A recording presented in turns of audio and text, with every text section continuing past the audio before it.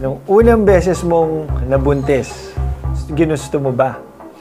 Hindi. Nalungkot yung asawa ko. Siguro kasi, nagustuhan ko na nung... Kasi di ba nalaman ko, arte ko, Tapos yung mga after 3 weeks, hanggang sa umabot na ng mag-3 months, mga 10 weeks, 12 weeks, nagustuhan ko na. Pero kasal na kayo nun, di ba? Oo, kasal. Kasal na, pero parang ang dami ko pang naka-line up na gagawin. Pero ngayon, talagang go na all the way na. Talagang come, bebe.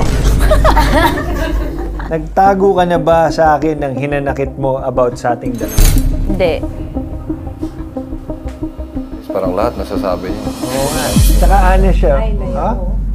May mga times sa pag-uuwi siya, paggising ko, wala na siya. Minsan tetext, galit ako sa'yo. Sabi niya, bakit? Basta galit ako sa'yo. Kasi nga, parang hindi na tayo nagsasama, mabilis ko siyang mamiss. Clingy kasi ako. Yan sa akin kasi, siya, lahat ng vlog mo, ng request mo, binibigay. Kaya ako lang, bigyan mo lang ako ng oras doon na kailangan kong gawin. Minsan kasi kakalis mo pala, anong oras ka na uwi? Anong oras ka na uwi?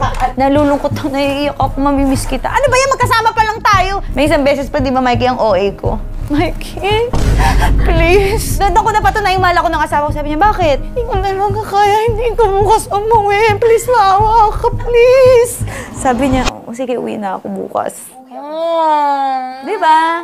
I-try ko rin yung iyak-iyak na gano'n. Kapag nagawa yung iyak-iyak. Kinumpira mo na ba ako sa iba in a bad way? Kinumpara kita, oo. Sabi ng bibig ni Mikey. Asawa kong natigalgal sa sagot ko. Ibig sabihin kasi dati, yung past relationships ko, pangit na relationship, yun yung naturo sa akin ng relationship na yun. So si Mikey, tinuruan niya ako kung paano talaga yung what it's like to be in a relationship. Ano talaga yung feeling pag mahal mo ang isa't isa. Kasi dati, nandun ako sa possessive, nandun ako sa praning. Si Mikey, tinanggal niya lahat yun. Kaya nako-compare ko talaga siya. Pero ang comparison to, natin in a bad way, yung, ay, buti na lang si Mikey talaga napakasal ako. Kasi what if ganito, ito yung napatuluyan ko, edi ito ako ngayon. Diba? Thank you. Formal?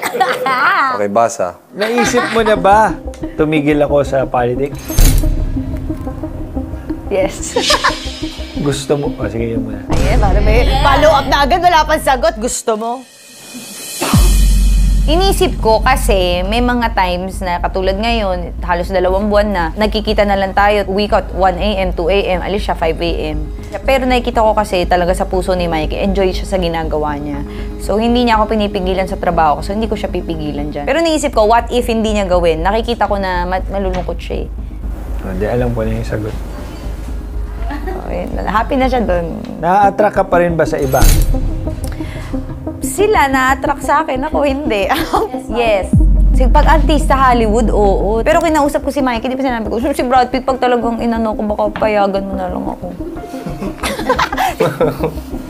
Saan na hali-hali?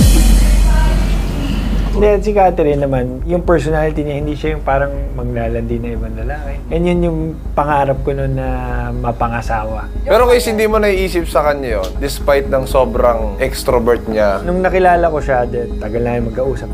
Ganun lang talaga yung ugali niya. Kunyari, iwan mo siya sa isang kwarto, tapos may ibang lalaki. Confident ako walang ano.